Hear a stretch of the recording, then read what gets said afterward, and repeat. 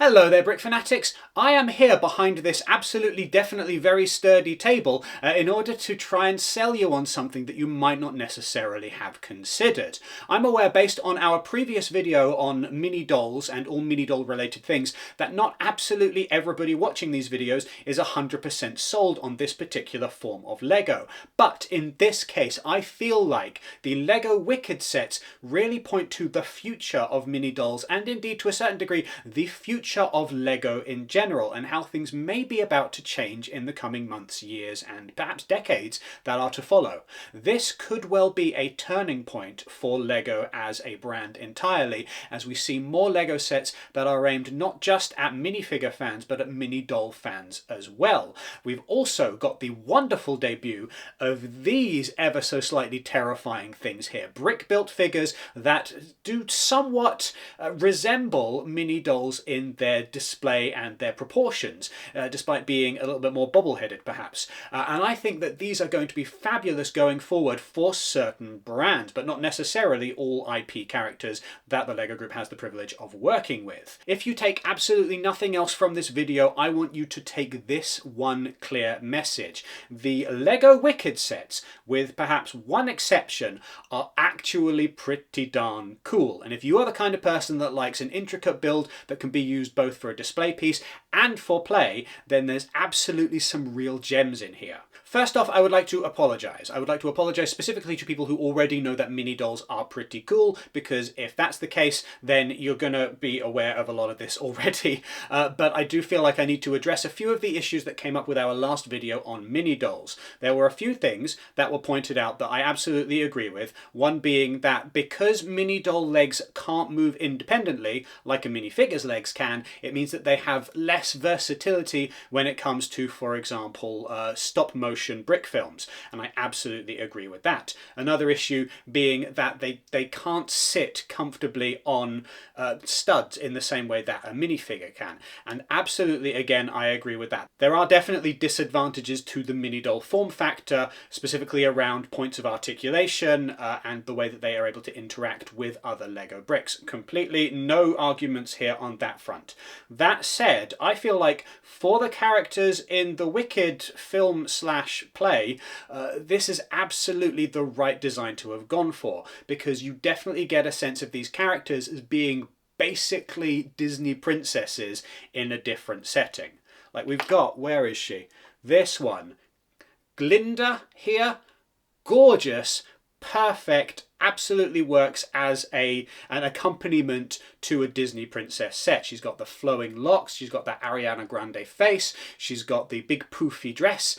Yeah, brilliant. That is the right way to do this character. I don't think that a minifigure would necessarily have worked quite as well, because she does really just capture the essence of how she appears in the play, how you are used to seeing this character, for example, in the Wizard of Oz 1939 film with Judy Garland, and indeed what we see from the trailers of the Wicked film. This looks like she is on point.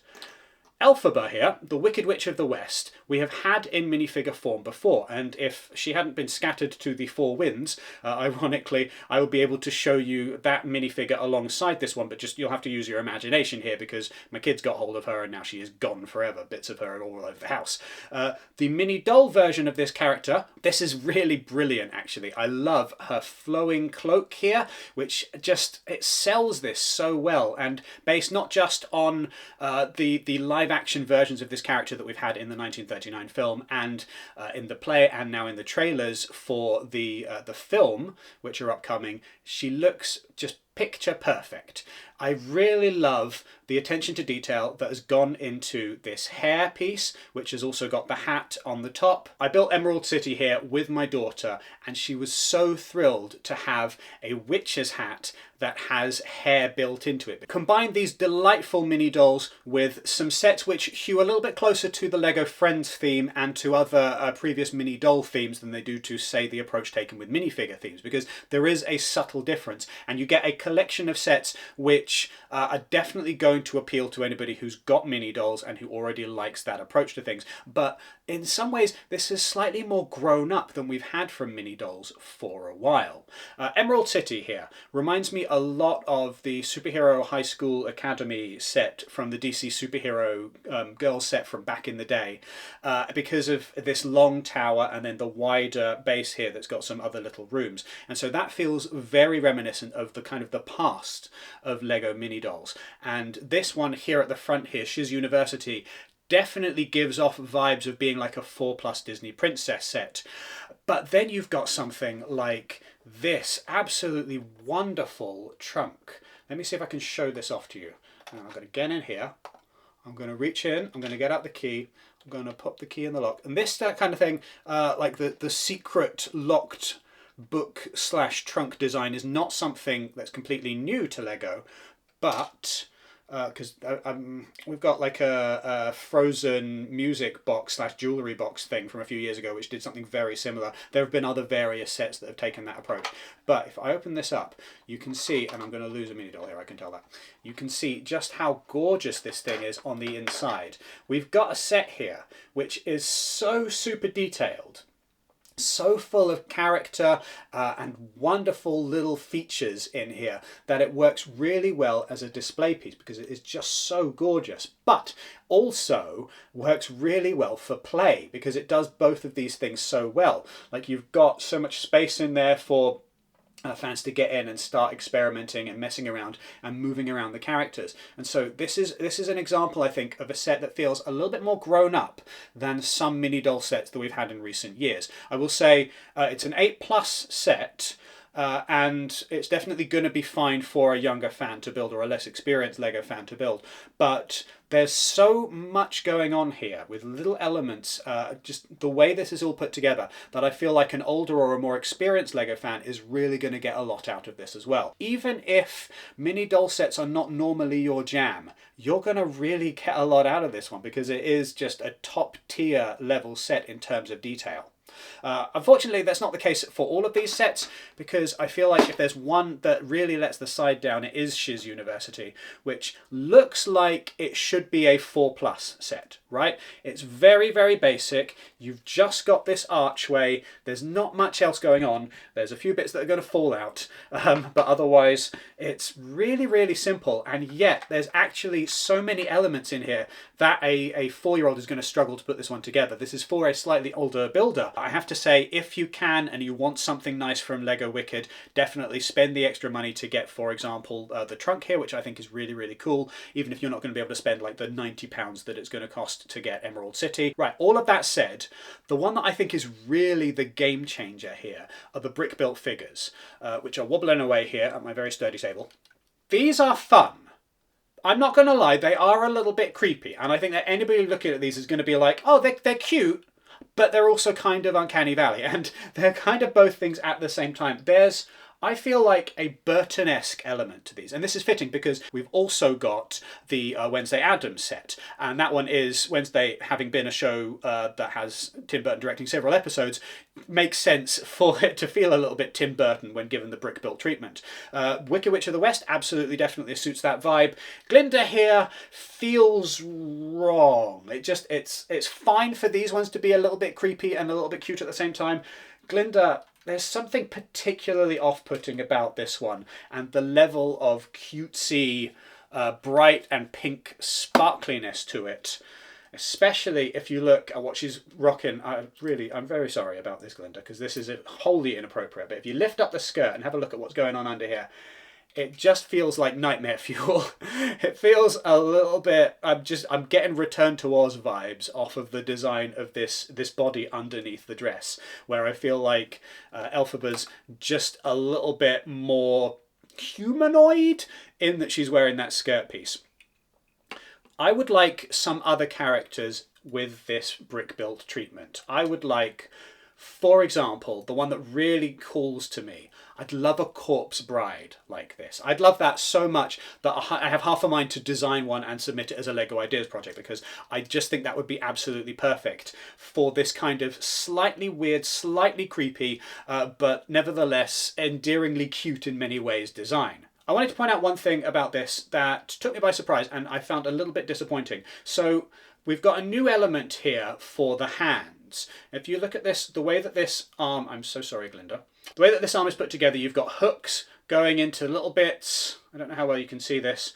Hooks going into little bits like that, going into other hooks to assemble this arm. And you've got a kind of ridged, kind of detailed, textured effect going on here, which, as I say, feels very Tim Burton. Feels like a Catwoman from Batman Returns, just a little bit there. And then you get to the end and you think to yourself, oh, okay, so this is like a hand element that has just gone into one of these other pieces. Because you see this hand, for example, in the Wednesday Addams sets. But it's not. It's one solid element here. There's no twisting, there's no turning. That is one element by itself. And that goes in there, and then that is how the arm is constructed. Even with Elphaba, who's got green going into black, that also does not move. There's no point of articulation there, and you cannot remove the hand from it. And I found that absolutely puzzling. The one other downside to these figures is they've got grey ball and socket joints under the chin here for the neck, and that stands out. And you do kind of notice that when you're building these and when you're putting these on display, because it's the one element of it that makes it look a little bit less human, I guess. Like if this was in green, it would look more human, funnily enough, for Elphaba, because instead it kind of looks like this is a wireframe, like mechanical contraption here. These, I know that we have issues with these for stop motion, but this feels like it was made for stop motion. No, you still don't have articulated legs. You still don't have the ability to move each leg separately, but just the amount of posability with these. I would love to see somebody build, somebody to film a brick film with these, because I do feel like they absolutely suit that. I think they're wonderful. Essentially, the LEGO Group is allowing Minidolls to grow up a little bit, because as said in the previous video, Minidolls are a solid 12 years old at this point, and the kids who grew up with Minidolls are now adults themselves. And it's about time for Minidolls to start getting the same kind of treatment that minifigures have had for many years now, where you can have sets that are not just aimed at the youngest of LEGO fans and not just aimed at the earliest of builders, but also people who are a little bit more experienced. I genuinely think that the trunk one is worth picking up. In particular, I think perhaps more so than Emerald City if you're looking for something to display. I genuinely hope that I have done justice to the Minidoll discussion here. I'm disappointed that we have to keep kind of talking about, like, oh, are Minidolls actually worthwhile, or do Minidolls have a reason to exist? Because absolutely they do. I think that they definitely serve an audience of LEGO fans that are not served by minifigures. And I genuinely hope that people who love Minidolls know that I'm on your side, and people who don't necessarily love them know that I am at least coming at this from an even measured and a hopefully constructive point of view. As said, let us know what you think in the comments. Make sure that you do all of the regular YouTube things and give this video a thumbs up and hit subscribe and the notification bell. Go to brickfanatics.com for all of your LEGO news, reviews and other coverage. Sign up to our newsletter so that you never miss anything LEGO related ever again, and use the QR code or the affiliate link which is in the description if you're going to be purchasing any LEGO in the near future. You know you're going to be buying some LEGO in the near future. Takes you straight to the LEGO website.